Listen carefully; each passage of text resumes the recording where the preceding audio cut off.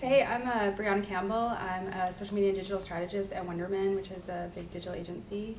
I've only been doing this for about 4 years, and before that worked in fashion for about 15. So I definitely have some non-agency experience that helped me get my job. I'm Janelle Grace. I'm publicity coordinator in the communications department at the Museum of Modern Art. I coordinate different things in the press office there. And I'm also involved with the art blog Hyperallergic, and that really ties into how I got my job at MoMA. Hi, I'm Priyanka. I work at Catch a Fire. We are a social enterprise, and we help to match professionals that want to give their skills pro bono to nonprofit organizations that they really care about. I've been there for about 2.5 years now. Before that, I actually graduated from NYU Stern Business School. Before that, I've had a pretty interesting, varied background. I've done engineering. I was in the finance world doing private wealth management. And then on a whim, I also started a wedding planning business. And then all of that kind of together brought me to Catch a Fire, so yeah.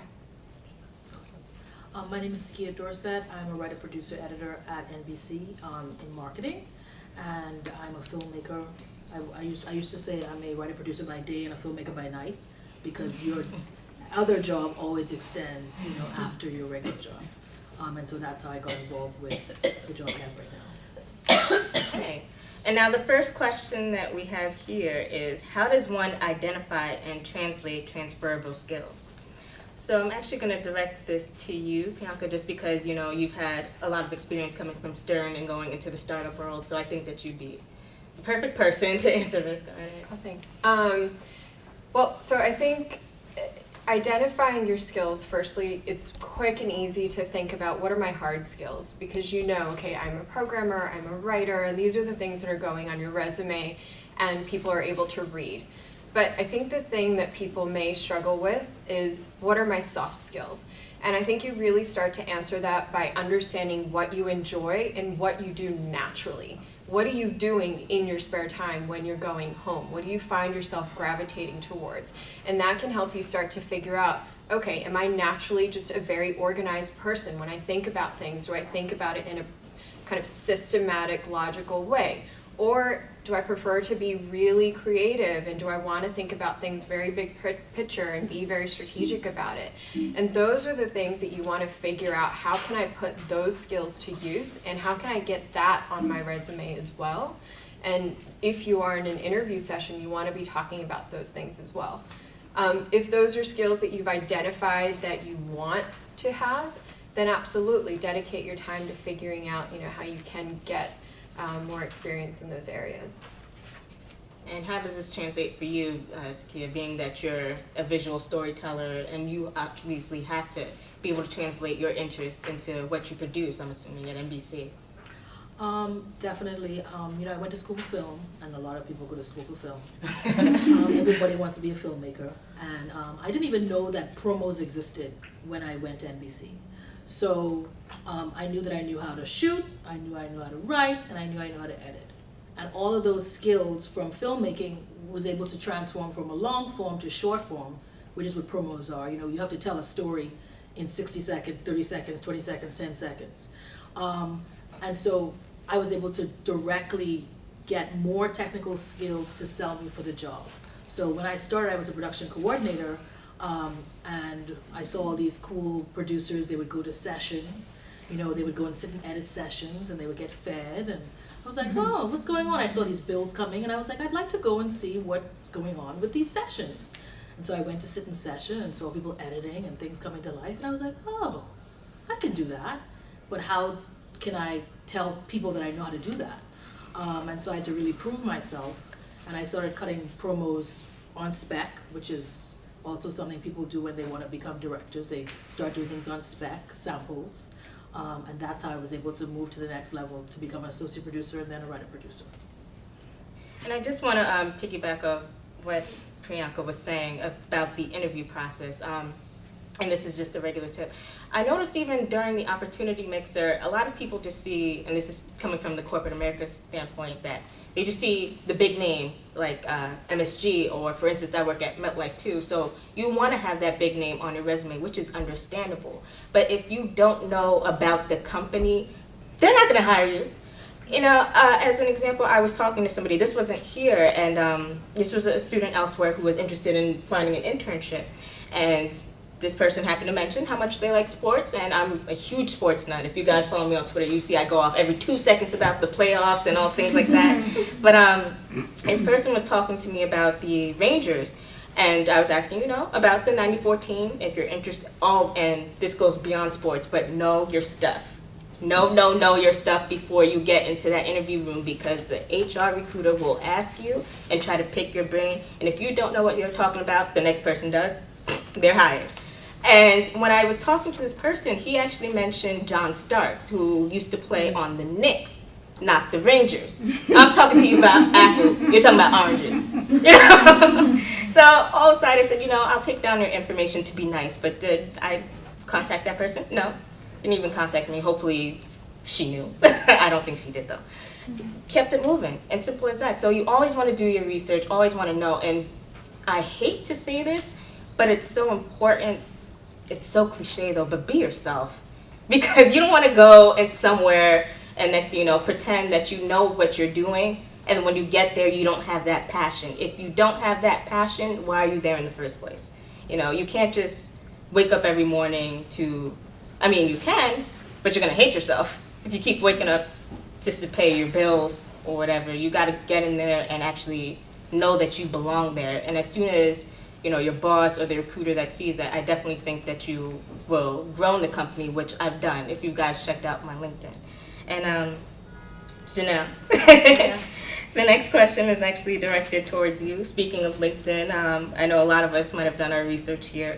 And the thing that's so interesting is you can say freely that, oh, I worked at Five Guys, and now that you're at the MoMA. So has that non-work experience, you know, helped you in your career? Yes. So I currently work in the press office at MoMA, and I didn't really expect that I was going to end up there. Before I was at MoMA, when I was in between jobs, I did a lot of internships at other museums and part-time jobs. Both at museums and places like Five Guys, and I was struggling to find like the right position for me in the arts world. I knew I wanted to work in the arts, but I didn't really have a place yet. But in my free time, I spent a lot of time on Tumblr and other social media sites, and I was always looking at different things related to the arts and also other interests of mine, and on Tumblr, everything kind of came together, and I'm one of the people who I met via social media was Parag Vartanian, who works for the art blog Hyperallergic, and I applied for an internship there, and he was like, oh, I'm really interested in taking you onto our team because of your Tumblr and your Twitter account. You have a really interesting perspective. And I wasn't expecting that would be why he was interested in me. Like, I was just there to get more writing experience and more arts experience, and it was because of what I was doing in my free time, just like being myself, that led to working with Hyperallergic. And then I just considered it like something I was doing on the side, something I was having fun with, doing social media stuff for Hyperallergic. But the skills that I learned while working with them ultimately led to skills that I'm using now at MoMA. Brianna, was this the same for you? Yeah, I was going to say you never want to underestimate the power of your social channels. I think, I worked in fashion for a long time. I got laid off from a cosmetic startup when they lost all their money and pulled it up, because startups, that happens to them. And I started doing some freelance writing and doing a lot of blogging, and I was like, how do I get more people to read this stuff? So I started using some different social media tools to spread the word. I hosted a meetup for other, recently unemployed, laid off people, and I thought maybe like 10 people who read my blog would come, and like 50 people showed up on like a Tuesday at this bar in Williamsburg. And it was really interesting to see the power of just kind of spreading it across the social channels. And then that led to me continuing to do all the stuff I wanted to do, having a bunch of different blogs, getting on the Martha Stewart show because of one of my blogs.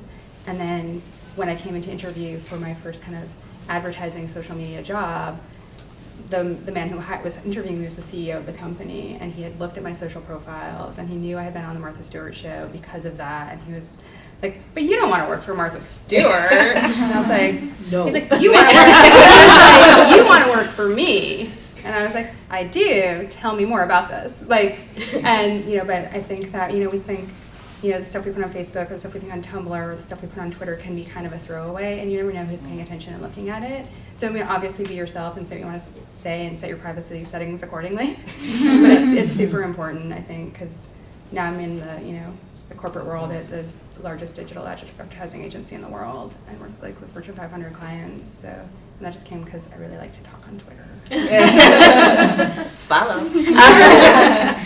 So now with that whole the after activity that you did, I'm actually kind of curious. Did you ever connect with the people who attended? Were they able to find work after, being that it's an outside event? One of them, I actually went to his wedding last summer, Awesome. and he's a really good friend of mine. Yeah, there's definitely many people that I met via my social channels that have become really good friends of mine, like in-person friends. And there's definitely people that I met who were following me from other parts of the country who, if they came to New York, they would tweet at me and say, hey, can we meet for a drink? Can we chat? So I've kept a lot of that network, and even if it's not people I talk to every day, they're not my, you know, they're not my close friends, or they're not people that I talk to all the time, I know that I could reach out to them. I know who they are. I know who they are as people. Some of them that I've met in real life were in person, or some of whom I just know via the virtual world, and it's a pretty tight little connection. I think you want to never also underestimate who you're meeting, because even though someone's not, you know, CEO of a company, or they don't have a startup, Yes. like whoever you're talking to, and like maybe they have, you know, 12 Twitter followers or whatever, who cares? You know, everybody can be an influential part of your life. I think it's super important to have a lot of respect for people. It isn't, in New York especially, I think we think about people as in terms of titles, or like in the social world, we're like, oh, you have like 3,000 followers, so you're important, and you have like 100, so you're not, or whatever. And it's, everybody's important, and like you just need to respect what the conversation you're having with them. It's kind of part of being yourself and moving forward. So don't get big-headed. That's what she's saying. That's what I'm saying.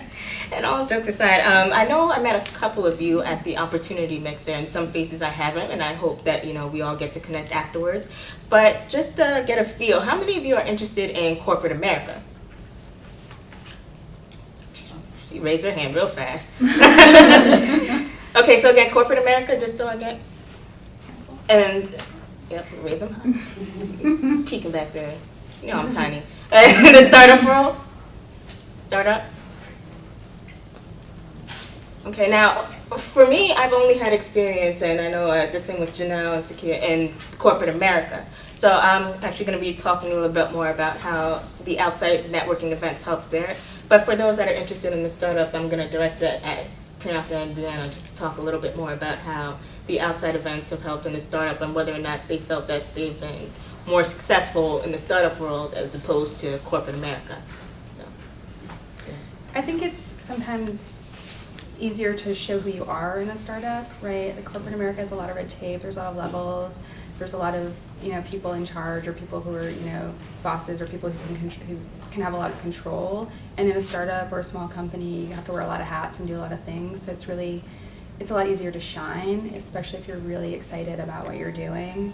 But actually, I'm pretty happy in corporate America right now. Like, all the people I work with are really great, and everyone's really smart. And How was the nice. transition? You know, it wasn't so bad. I was worked at a small privately owned company that had a really small office in New York, and then an offshore office in Colombia. Mm-hmm. So that was not very corporate, although it was large. And then moving into corporate America was like super corporate, old school America. It was strange, but the people are all cool. And because I work in an advertising world, everyone's pretty creative, you know. So, you know, people, it's not so stodgy. Even, you know, and even a lot of like the finance people are pretty laid back and low key, just because it is a creative place. Yeah. Yeah, I guess just what I have to say to that is I agree with everything that Brianna was saying, but I think it's part personality, knowing where you fit in, and it's also part what you're trying to get out of it. I used to work at Sanford C. Bernstein. I was doing private wealth management, and very corporate, very hierarchical, but I actually gained a ton from that experience, and I'm very happy that I had that experience, because I understood what it meant to work in an organization like that, and who I was, and the way that I could network and talk to people. It taught me a great deal, and I had a ton of resources and people to reach out to. Being at a startup now of 30 people, it's obviously a completely different dynamic, but I know for my personality, the startup is much better, because I'm actually not that outgoing. I'm actually not the person that's going to schedule a million different coffee chats and make sure that I'm talking to the right person at the right time and getting seen and being heard. I'm much better at, I'm just going to do my job and get excited about what I'm doing, and because it's a startup, you're going to see that. That works for my personality, but only after I was able to get what I needed from the corporate world to bring it to the startup world. And it might be vice versa for other people. You might be the kind of person that wants to be, you might be the kind of person that needs to be in a large corporation because you have access to people that have been in the business and been in the industry for 30, 40 years, and you have access to many more people and resources, and if that's who you are, that's fantastic. But I think it's learning those lessons first and then placing yourself in the right place. Kia, has an outside project helped you in corporate America? Definitely. I think that the key to doing outside projects is making sure that you tell corporate America what you're doing. What was the project? So I worked on a few short films, and I'm always promoting them, saying, it's coming, a screening is coming up here, a screening is coming up there. And from that, I got my first opportunity to actually shoot for NBC for a commercial that way. Because they knew I knew about cameras, they knew I knew about shooting, and they asked me, and this was the first time they ever asked someone internal to do something, because usually they would hire an outside company. Right. So it's not just getting those skills, but telling people what you do. Like, yes, I know your role is coordinator, or yes, I know I'm an assistant, but hey, check out my blog. This is what I'm doing on the side. You don't have to feel intimidated like they're going to shut you down because this is what you're doing once it doesn't interfere with your work. Yes. You can't be posting at 12 p.m. on the blog, your boss sees, what's going on? I mean, this blog is more updated than my calendar. Like, you can't do that. But you should definitely tell your boss about your projects and be open about your projects. Because I think it gets you to the next level. And every skill you learn outside helps. Every skill.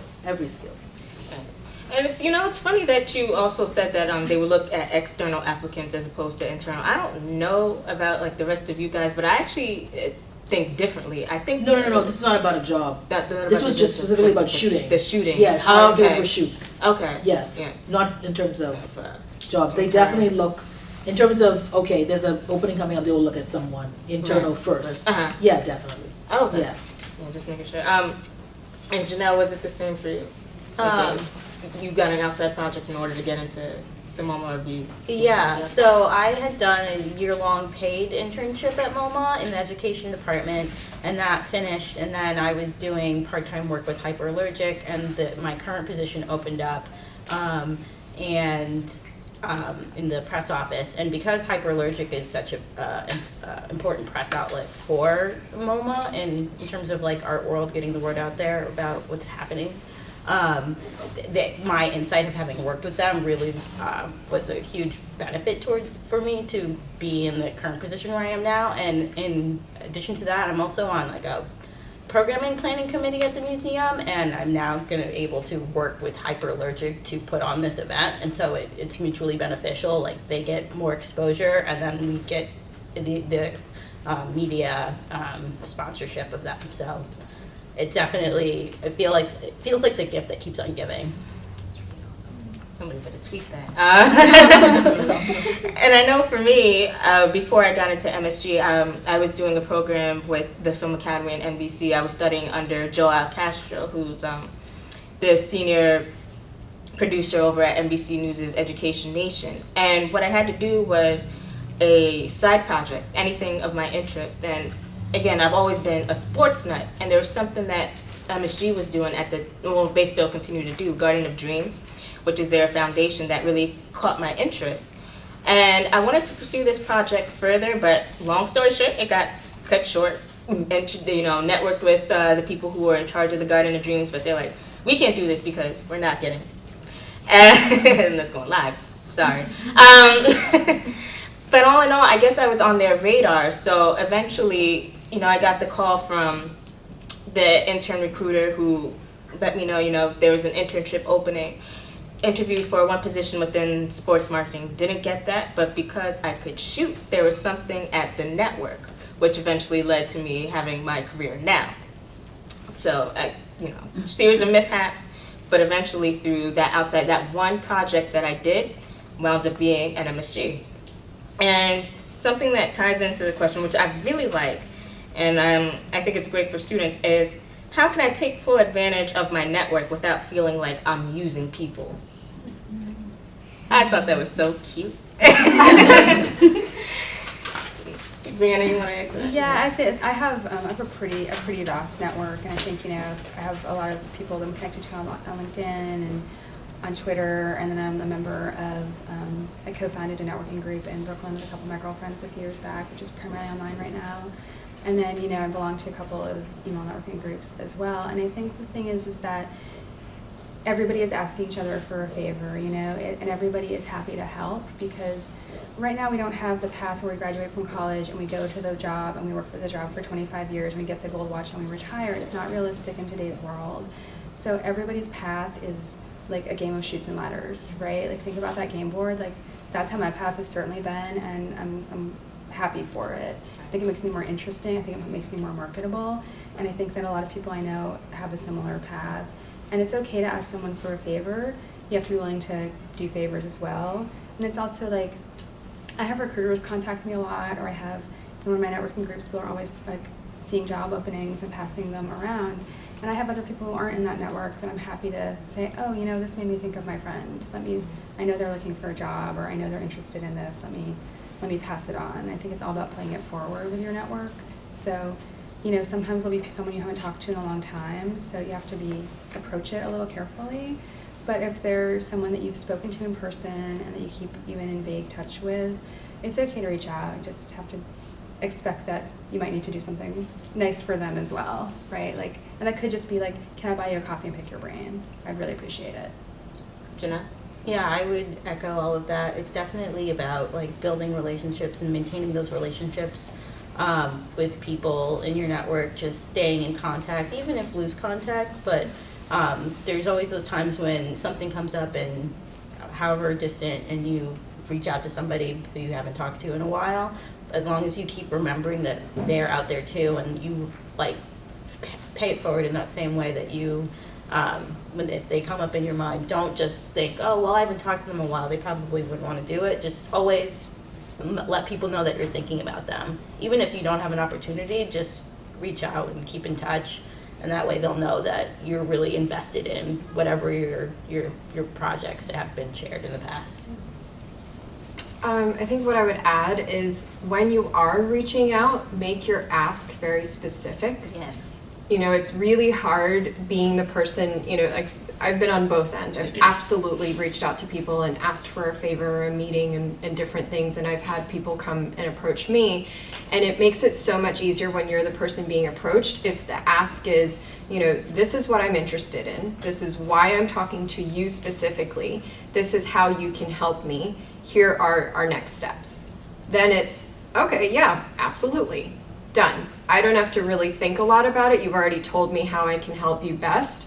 And it's very easy on my part. And most people I've found, when you make it very easy for them, they're more than happy to help out because they have been in that same position as well.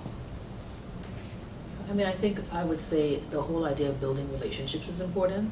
Like, when I got my job at Oxygen, I had moved to Chelsea Market, and so I didn't see anybody at Sci-Fi or USA. And since I've moved back to 30 Rock, the thing I do at least once a month is go to every floor and visit people and just say hello. I'm not asking them for anything. I come and I say, hey, how are your kids doing?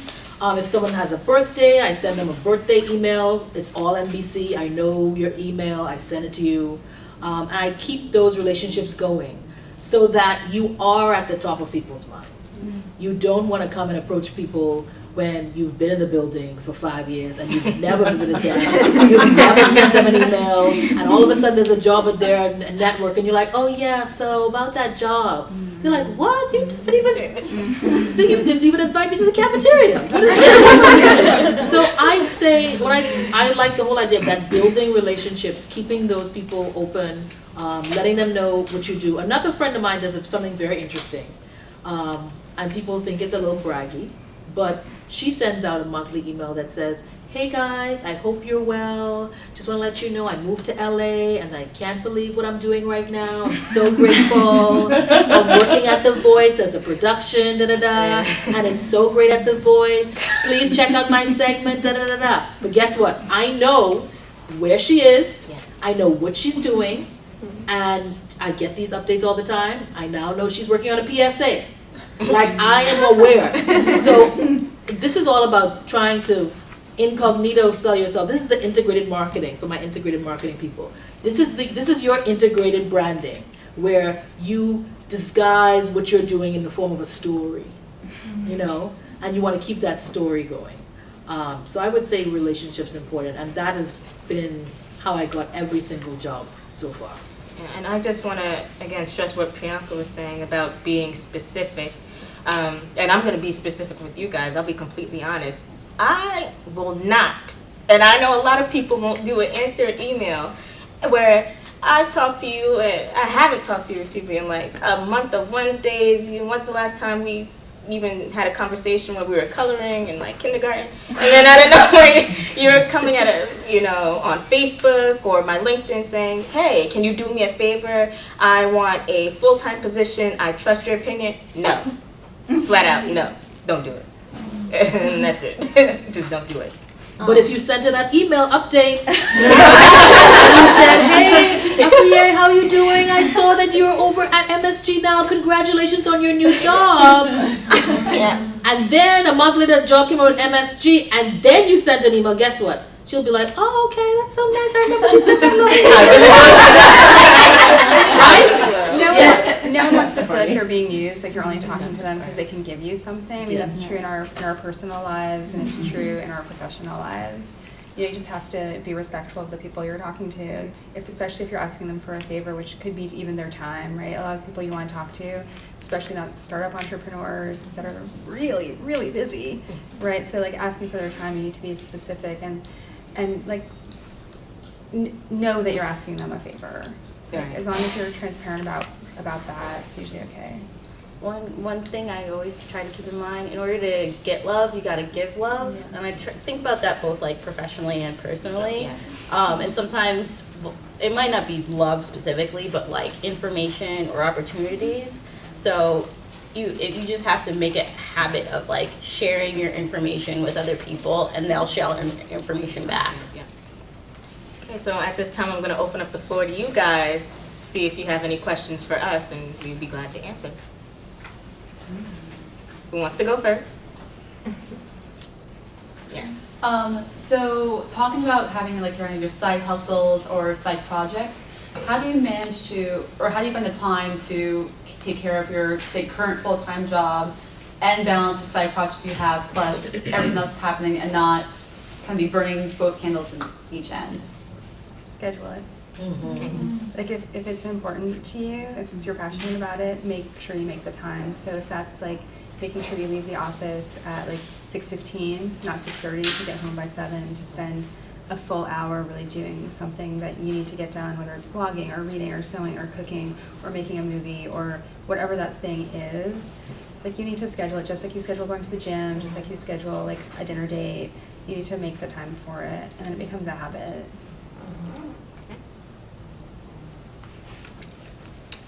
Just to add to that, I was actually talking with my colleague Denise, who's sitting here, and she has a lot of great hobbies, and she was sharing with me that she kind of assigns a day a week to a particular hobby, so it gets into this repetitive routine. So it's, you know, Wednesday is my day to do X. Another one of my colleagues, Jason, he actually sets these really incredible goals. For instance, last year he decided, you know what, I want to be able to dunk a basketball. And just, that was his goal. And this year he wants to throw a baseball at 85 miles per hour. So these are just like, you know, he's a very sports guy, clearly. But he tells everyone about the goal. I mean, like he sets the goal a year in advance. He tells everybody about it through social media and all of his friends. So we're all like, hey, Jason, how's it going? Where's that, you know, your baseball throw at, or whatever is going on? Keeps him really accountable, and he is, you know, having to figure out, yep, I'm still working on it, and still getting there. So just, you know, tell people that you want to share it with, and keep yourself accountable. And I also have to say, don't be afraid if it drops off, it falls off. That happens to me every month, by the way. Because of course at work, you know, you have demands and you want to leave at 6:15, but oh my goodness, from Monday to Thursday you had to leave at 9. Then you got home, you had time for dinner, and you went to sleep. So no editing for the film got done. And so there's two things you can do. One, evaluate at the beginning of every week a new schedule based on what this week's demands are, and also a monthly thing. And use your Google Calendar, it's free. I know everybody has Gmail. How many of you have Gmail? Everybody, exactly. Set those reminders up, you know. And also, use your time wisely. Time is something you don't get back. And yes, there's a lot of mixers and a lot of moments to hang out with friends, but if you don't put in the work today, in the next 5 years, you're gonna be like, oh God, there's so many moments I missed. So definitely use your time wisely, especially the weekends. See, I like that you said that, and I'm just gonna ask this question, get this out of the way. I think a lot of us have it in the back of my mind. How does having the full-time job, at the same time working on the personal project, and scheduling all of this make time for you? Like, when does that me time come in? Which is important for everybody, because I like my Netflix. You like your Netflix. You know, I want to watch some Netflix. Netflix is not sponsoring this panel, by the way. You also can watch Hulu.com by NBC Universal. Thank you. I think that's something that's important to remember is that sometimes you will get home from work and it'll be really late, especially like I know like this whole week I worked till 1 o'clock in the morning like 3 different days because I had a big project, I had a big deliverable, and I had a big meeting. And you know what, I got home from work and I was tired and I wasn't like, but I was still wound up. You know what, I'm not gonna work on a personal project. I'm barely gonna talk to my fiance. I wanted to sit down and watch The Vampire Diaries. You know what? Sometimes that's okay. You know what I mean? Like you can't beat yourself up if if you're doing that every day, then you need to reevaluate if you're actually passionate about your side project. But I think that you need to give yourself, you need to be a little easy on yourself sometimes because that time to decompress, to watch that guilty pleasure TV show, and to, you know, I had a big ass glass of bourbon while I watched it. You know, like you have to give yourself some room to breathe, and that's important. So we need to regenerate our bodies. We need to regenerate our brains. Sometimes it's good to just kind of go brain dead for a minute and let someone else entertain you. Listen to music, whatever you need to do. I think, you know, we're human beings. We can't be like on the go all the time. You get run down, you get exhausted, you get sick. Like you need to take the time. You need to if once a month you want to sleep till 11 on a Saturday, do it. Like you need to sleep. Your body needs it. Yeah, no, I definitely struggle with finding that balance. But I definitely echo that calendar thing because I think having a broader sense of what else is going on in your schedule, whether it's a week ahead or a month ahead, gives me a sense of like, okay, I know that this week I'm going to be really stressed out about this, so I'm going to need to make sure I have time for myself after that and just be able to power through that way. Or I see that next week is kind of like less busy than this past week, so I can schedule some more things there. And that way, as long as I'm like aware of what's about to happen, then I can kind of be like, okay, I only have to push through like the next 2 days and then I can relax a little bit. Or I just have to, I have these extra time, so now that I'm aware of what's going on with my schedule this way, I can schedule more time for my personal project or my social life or whatever it is that I want to put some time into. How many people